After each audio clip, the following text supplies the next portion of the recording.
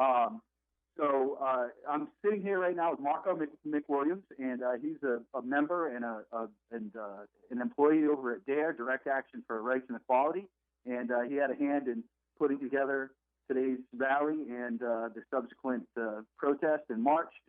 So I will say, Marco, welcome to the coalition. Thank you. It's an honor to be here. I mean, am I on the money? Was this a successful event for DARE today? Yeah, absolutely. We saw it as a success, and we also saw it as an opportunity to build going forward. This is not just we don't do protest politics. We actually do organizing to create the kind of radical revolutionary change that we know that society needs. Now, one of the things the contentions I've made is, if you're a black person in America, you live under an oppressive regime. Mm-hmm. The system is designed to keep you down, to keep you poor, to keep you uneducated, to keep you in jail. Mm-hmm. I'm not a very popular white dude for saying those kinds of things. Mm-hmm. So where do you see the future of, I saw a ton of what you call your white allies today out at the protest, and how much of that is going to be the future of this Black Lives Matter movement is kind of opening up the white America's eyes to what's going on? This has been a very powerful moment for our white solidarity partners, because one of the things it does is it pushes forward a narrative, right, that a conversation, a critical conversation that white folk now have to have around race, around white supremacy, that we hadn't been having really since Obama been in office.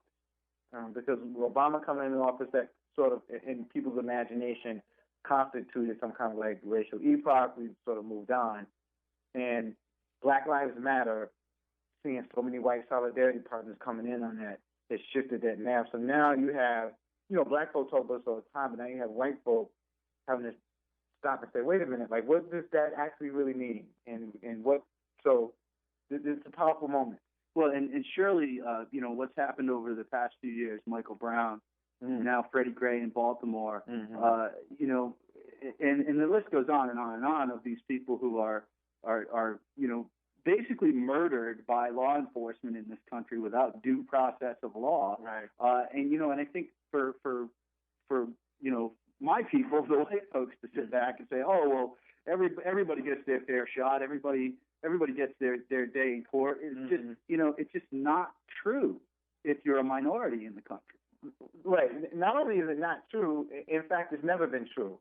And people who think that need a history lesson, and I stopped giving that history lesson, at least for free. I've spent a lot of time talking to folks, trying to educate them to get them up to speed. And when people have a problem with the history, this is another place where the white solidarity partners come in, right? I'm like, okay, well, go talk to them, because I don't have time to teach you history without charging you. But I mean, honestly, really though, this is what it comes down to: understanding what the history of America is, and then we don't mistake it. One of the problems we have is that, if you have a television set and you don't actually know what it is, you'll mistreat it. And people don't actually understand fundamentally what America is, right? It's not a country, it's a corporation. And so it makes perfect sense that a society built, a slave society, would treat black folk today the way it does. And so this is why fundamentally we keep saying this has to be restructured. Well, and I think that's one of a very pertinent point, and something that I make clearly known to anybody who dares to say to me, oh, well, slavery ended 150 years ago. When are these people going to get their act together? And it's like, listen, genius, slavery was only one tool of oppression. The rest of the tools are still in the toolbox. We only got rid of the one tool of oppression. The rest of them are still out there. Black folks are less likely to be employed, more likely to be arrested, harassed, incarcerated, and prosecuted for crimes committed, and in many cases, crimes not committed. Mm-hmm. There's the push to when people, why don't you just take the plea bargain on this? Take the plea. Well, I didn't do it. Yeah, but if we can make the narrative say that you did it, then you're better off taking the plea and doing the 6 years rather than the 60 years. Mm-hmm. Let me jump. Let me jump in for a second. Now, you've got the city of Providence, which is sort of a grim economic reality for a lot of people. You've got a new mayor, and yet there appears to be no minority involvement in a government that's running a city which is overwhelmingly comprised of minority folks. What, on a practical level, can happen to change that? Or what do you do to this young mayor to say, wait a minute, where's our seat at the table? So there's a couple of things I would respond to that with. One is many of the resources that now are allocated to fund police departments, that stuff can now start to trickle back down into social programs that every study that we look at now knows works in terms of like actual crime prevention.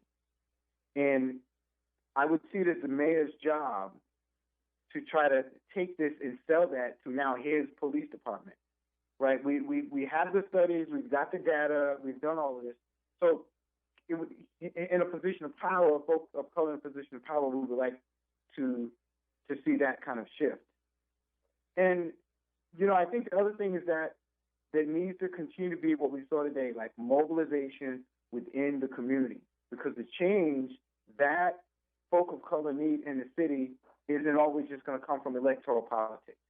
We put pressure on that, but we got to begin to organize within the community to corrode things from within. So it's like, wow, we don't have as many police just because they aren't needed.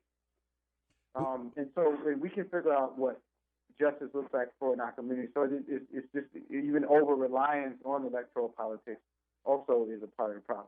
Over history, law enforcement has done a terrible job of preventing crime.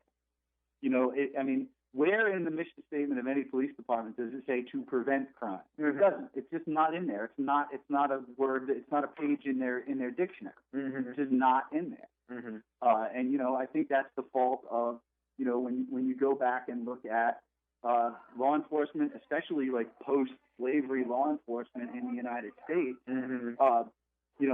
There were. Let's remember that there were people alive today whose grandmothers and grandfathers witnessed, their local sheriff letting a black guy out of a jail into the waiting arms of a lynch mob. Those people are still alive today. That's right.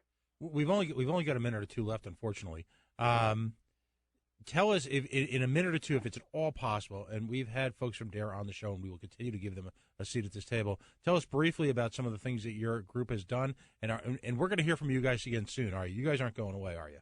Yeah, no. We've been here. We'll be here. Hey, Dave. Yeah. So Marco, what do you got coming up? What's next on the plate for the folks at DARE?